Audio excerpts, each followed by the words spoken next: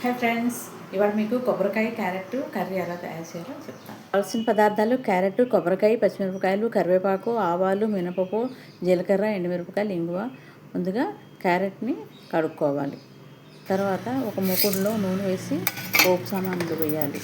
ఆవాలు, జీలకర్ర, మినపప్పు, ఎండుమిరపకాయలు వేసి వేయించాలి. ఇందులో ఇంగువ కూడా వేయాలి.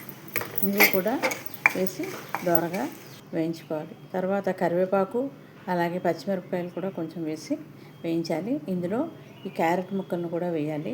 వేసి అలాగే పసుపు, ఉప్పు కూడా వేసి దాని మీద ఒక ప్లేట్ పెట్టి దాంట్లో నీళ్ళు వేసి మూత పెట్టాలి.